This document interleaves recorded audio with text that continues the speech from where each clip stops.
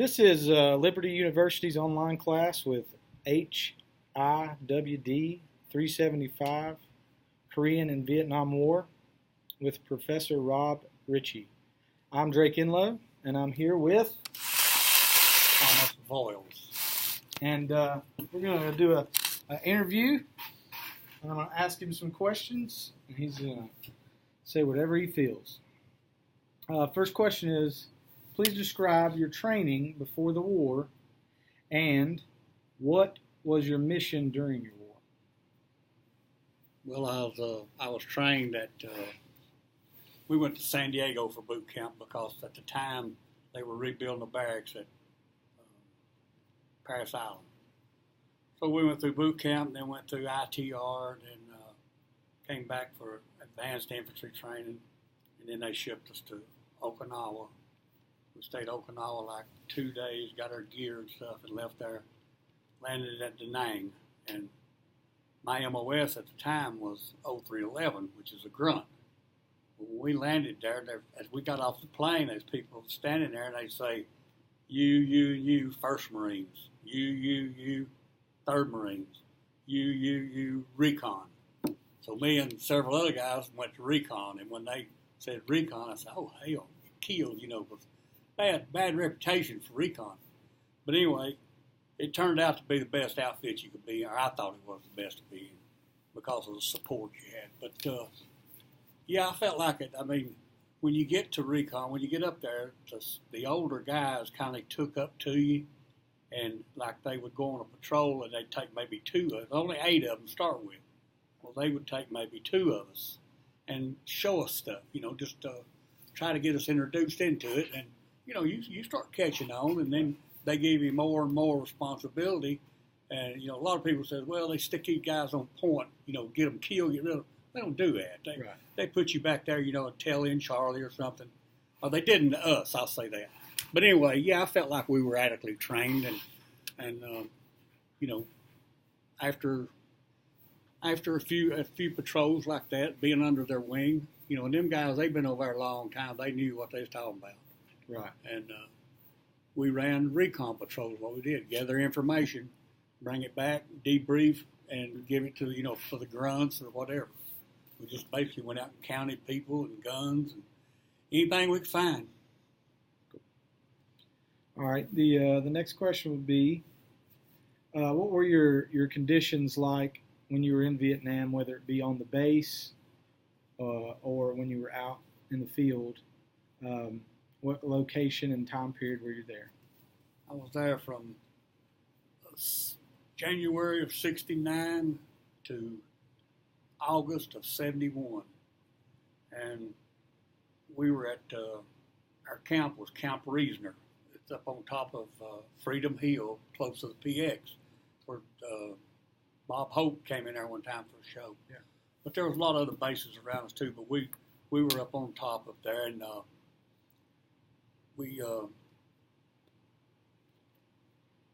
what do you say now? We just... how was your conditions like on the base, yeah. or when you were out? Yeah, our conditions in the rear was good. I mean, considering where you was at, we had like hooches we lived in, but they, had screen and no air conditioning, but had a real nice mess hall that the Seabees built, and had a beer garden, and you had to stand guard every now and then at night, but out in the bush you had to carry 7 days of food, water, 400 rounds of ammunition, your rifle, and just the general stuff you need. Yeah. You had to hump it in the bush. It wasn't no fun in the bush. Right. Yeah, it was in mountains and stuff where they were like Lookout Mountain, Signal Mountain. Yeah. Straight up. You could hump for about maybe 15 minutes, rest 30. And sometimes you get a break, get some level places. And it was never easy. 90% of the time you was breaking brush. You wasn't on a trail. Yeah. So I'd say in the bush was hell. Yeah. But in the rear, wasn't bad. We had a lot of fun. How much did it rain? It rained a lot? No, just in monsoon. When monsoon hit, it rained for like forever. 12 days and nights, nonstop. And all of us, everybody, we was on a patrol. They couldn't come and get us, but all of our fingernails came off. All of our toenails came off. everything you had was wet. Right. I mean, and we slept in a bomb crater, and the bomb crater was about 3 foot deep with water, so we just slid down in the water because we was wet anyway. You was wore smack out, so you know you go to sleep. Yeah. And it was funny. I had a guy there, one of those guys in that picture I showed you. He was out there one day. He took his rifle, he said, slammed it. He said, "Fuck this shit." Yeah. He mad because it rained so much. Choppers couldn't come and get you. You was basically on your own. Right. Hungry. You done eat all your food.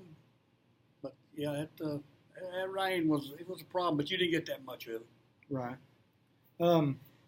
When you interacted with the Vietnamese people, how was that? Did you have good interactions with them, or bad, or what? With the ARVN soldiers, we had a bad relation with them. Didn't trust them. They was smart asses. They thought they was something. And but with the people in the rear that like took care of our clothes and stuff like that, they were good people. They were okay to deal with. But generally, I didn't care for them some bitches. They didn't care for us. Right. I didn't. It wasn't like I was over there fighting for them. I was over there fighting because they sent me over there. Cool. What's the most interesting story you can tell me about being in Vietnam? Well, you want to hear about a firefight? Whatever you want to tell me. Well, cool. When I finally made team leader, I was a corporal, and I took a patrol out, and when we could, we'd get on a trail and walk it because we were looking for goops, and if there's a trail, goops probably walked that trail too, so you find them. Well, we walked this trail for about a day, and we pulled off to the side and made us a little harbor site and slept that night. Next morning, we got up and started back down the trail again. We heard these people talking. That goop shit. Right. So we pulled back off the trail, and we sat there for a few minutes, and then it was right at a creek, and we could see on the other side of the creek these people that were getting ready to come across the creek. NVA. It wasn't a damn VC. It was NVA, real thing. Right. And so we just kind of eased around, right there, and didn't move much. When they got about halfway of that water, we opened up on their eyes. And then we was able to spread out and get more of them. Well, they took off running backwards, and we took off running the other way. And we got down there probably about 100 yards or so, and we doubled back, just like you do hunting. We doubled back, set up ambush right there. Right. And here them some bitches come in about an hour. Here they come. They was looking for us then, There's about 15 of them left. We ambushed them again. We got a bunch of them in, so we took off. We gathered up our shit. They all run where we wasn't, We all went back across the creek, the little stream there. Right. And so we got on the other side of it and set up. And here some bitches come back down there and started across that creek again, and we opened up on them again. And then we just gathered up our stuff. And we said, it's time, because we was running low on ammo too, right. So we just got our ass out there. But boy, we fucked them up that day, really. But when we were gone up there and we came back through, the ones that were dead in the creek down there, they'd stripped them boys down to nothing. Really? Clothes, nothing. They stripped everything off of them. Just left them. Yeah, they just left them there. But that was an interesting firefight. One of them. It was fun. It's good when nobody gets hurt. And you kick ass. That's what's good. Yeah. Interesting. The morale of the other Marines while you were there and throughout the war, was it positive, or people didn't understand? No, it was some guys. It was some guys. They had got drafted, mm-hmm. and they didn't didn't really care. What I'm saying. Right. They was there to build 13 months and go home. That's all they wanted to do. And some guys were there that, like myself, I joined, and after a while, you get to where, be honest with you, get where you like it. I mean, it's rough. But I had guys that around there that, in general, yeah, the guys were okay with it. Everybody didn't know why we were there other than they sent us there. Right. It's all, because none of us cared nothing about the damn goods or anything. But, yeah, we just, we mainly fought for each other, take Right. care of each other. And if, them guys, I mean, like I said, they get to liking it. And we'd go on a patrol sometimes and we'd hunt for 2 or 3 days. And they would hang right in there with you just thinking they might get to shoot at somebody. Yeah. They love to shoot them, I mean, it was, and I always told them, I said, a lot of guys when they get out in the bush like that, and you probably saw this too, was when you run face to face with the gooks, a lot of people will freeze. Yeah. Well, it don't have to freeze, just a split second is all it takes. Yeah. And especially point man. Well, I had a good point man that got killed doing that. He had a bad habit of turning around looking at the team leader. Yeah. He got shot right in the spine instead of shooting. But I always told my guys, I said, look here, I said, if you see a damn gook, I said, shoot the son of a bitch. Don't look at him and let him look at you. Right. They said, well, what if there's 100 of them? I said, well, then there's be Shoot all of 99, them. then we get the rest of them. Yeah. Or we'll run like hell, And, For sure. But they love that killing now. They really do. Americans love to kill. I don't care what they say. Yeah. You get an American 18, 19 years old with a rifle, and he's mad. He's tough. Did your commanding officers or any leaders that you had, did they all treat you well? And whether you were at the base or out in the field, you think they did a great job of controlling guys? They did a very good job. Now at boot camp, you know how boot camp is. Some of us don't like nobody. Yeah. But no, the commanding officers and stuff in the rear area was good. We had some that was a little more assholes than anybody. Like most time a gunny sergeant's a son of a bitch. I don't know why it is, but they are. But yeah, we had a couple of them was like that. But in all in all, oh yeah, they was really good to us. Lieutenants and captains and stuff was really good. What would you see as the biggest problem that you faced when you were in Vietnam? Whether it be like the story you told me of people following you, and you're only on a trail, and then you have to go in the bush. And The biggest trouble, shit, I don't know. Just I'd say the physical beating you take. Carrying that much gear all the time, the places you go. And, if a helicopter, we go out on a helicopter and they pick us up on a helicopter. A lot of time we'd back up to mountains. There wouldn't be any LZ, and you had to jump out of the helicopter. Right. But I'm talking about it wasn't like jumping from here about like that. But that puts a toll on a man. Yeah. We had a lot of guys that had their ankles hurt and hips hurt, and backs hurt. We learned real quick to throw our packs out and then jump out. Yeah. And a lot of times those the crew chiefs, they were some of them was really good guys. First thing they do when you got back on the chopper, give you a cigarette. It's friendly. Right.